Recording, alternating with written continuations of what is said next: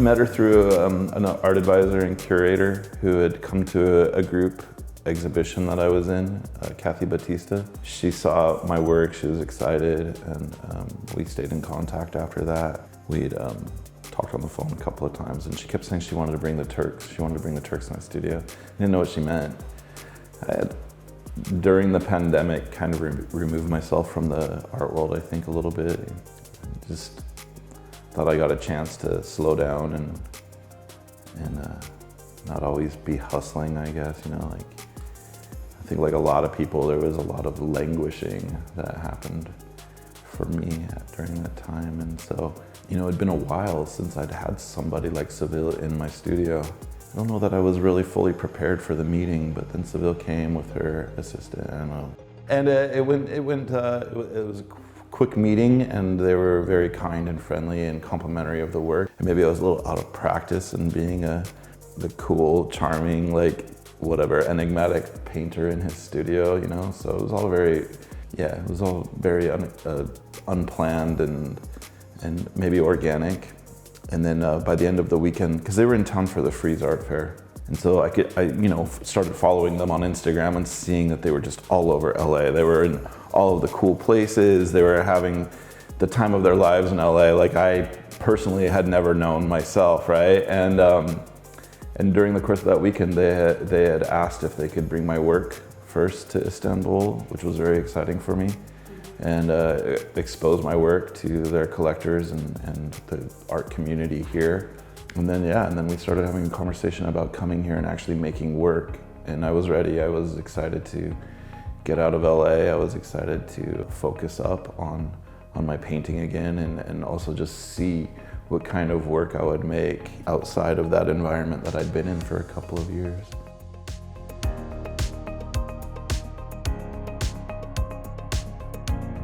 Yeah, it's my first time in Istanbul, and there's so much to say. I think the first thing is, like, you know, the sense of history here is like overpowering.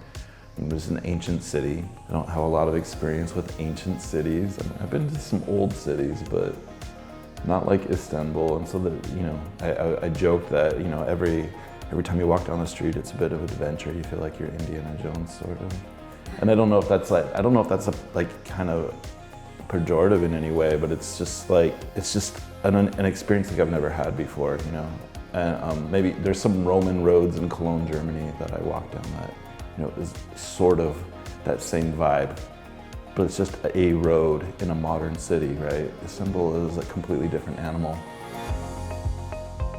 And so because you have this, like, it feels like there's this collision of history, a collision of cultures that have happened over thousands of years here, that, I mean, I spent a lot of time like on the internet trying to read up on history here, and I think I gave up because there was too much. There was just too much, and I decided I need to just focus on my own experience here. So, and I'm not a great tourist anyways. Like, when I go to a new city, I like to like try my best to live there as if I was always from there. Like, I want to eat where the locals eat and do what the locals do. I don't need to go to a lot of art museums or touristy spots. You know, I did go to Hagia Sophia and the Grand Bazaar and stuff, and it's great. It's nice, and I appreciate it. Like, the appeal, and I understand why it draws the crowds that it does. But I was happy to leave and get back to Besiktas and try and go to a football game and sit on the corner in the rain and drink a coffee. And then also, you know, the gallery has made my time here like so comfortable. Like the studio is stunning, and the gallery is so close by, and everybody is so friendly. So I just really feel like at home here in a way that you wouldn't if you just like dropped into any other city like this. Yeah, I mean, like I said, I had kind of removed myself from an art practice for a while, and to like jump into the situation here the way that I have is, well, it's been really, like, I've experienced a kind of freedom that I haven't known in a while.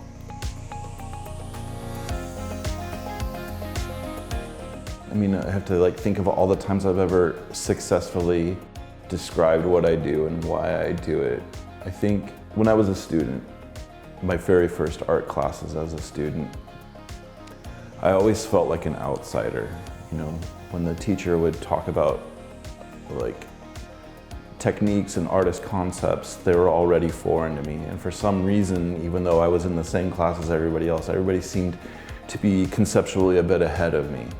I had already passed those other students in a way, because there was something in my work that it was like a little bit more, like I was kind of going my own way. And that the kind of work that I was making was like maybe too ambitious for the class in a way. And so even at that moment, I was already making art before I even considered myself an artist, and not just exercises. But I think like the practice itself, the way that it has evolved is that like more than anything, like I enjoy color. I enjoy like the discovery through color. I'm not a person who likes to mix colors so much. I like to discover color as it is.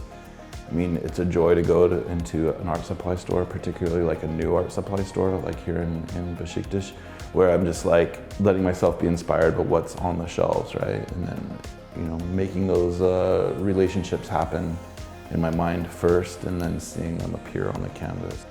But especially seeing them appear on the canvas like I'd never planned before. And I like to think that because of that, things happen in the color in my work that are surprising, not just to myself, but anybody else who might encounter my paintings. The way that I make work is very gestural and automatic. I would say that I do more drawing. Like it feels more like a drawing on a large scale than actually like a painting. Just thinking about like they're a collection of lines rather than like a collection of surfaces that are pushed together. But yeah, no, I love to paint on my iPad and my iPhone, and I was making like abstractions that way for a while. And then I got to a point where I was like, well, what do I do with these? When I would print them out, they didn't look great, because what was so wonderful about them was the light that was in them, right? So the light was behind the painting and it lit up. And then eventually I'll like pursue like making light boxes like Jeff Wall or something. But at that point I thought, well, these paintings that I'm making on my phone or my iPad are coming off the printer, and they're not good enough by themselves. So what else can I do with this? You know, and then I started hearing about Wade Guyton's work and how he, you know, treated the printing process as painting itself. I couldn't tell you exactly everything that happened, but there was a point where I like challenged myself to start to think of how can these tools be used in new ways to make the kinds of pictures that I want to make. And I think it was very natural, considering like, you know, we live in a remix culture already, where we're already like reorganizing. We're doing more reorganizing of things that have happened before than creating new content. And so I was essentially remixing my own art into my art. And so I was tearing apart these digital paintings and I was collaging them into my paintings and finding new connections in gestures and shapes and colors that I had already made, and reinterpreting my own work. And it was reinterpreting my own work that nobody had ever seen before, so it was just fresh to everybody. Yeah, I mean, I think I was talking to you before that I was like seeing this connection in the way that my gestures and collage works were crisscrossing and intersecting, and that there was a different kind. There wasn't actually like a lot of times like I try to make the collaging flow as if the gestures were connected, and here I was being bolder and allowing things to just like butt up against each other. And I don't know that anybody else would see the connection that I do, but I feel, you know, sort of in my gut, like looking at the rooftops here, the way that the buildings seem to, and the way that the streets are laid out, there seems to be like forced together in ways that are not organic. I mean, I've always in my work looked on how to organize a bit of chaos and find some beauty in things that are ugly, you know, or find like something good in all of the noise that's around us all of the time. And I think that like Besiktas makes me feel that it's a noisy, disorganized place that still just fucking works somehow, you know? And I want that to be reflected in my art. And not that these are not portraits of this neighborhood, these are portraits of myself.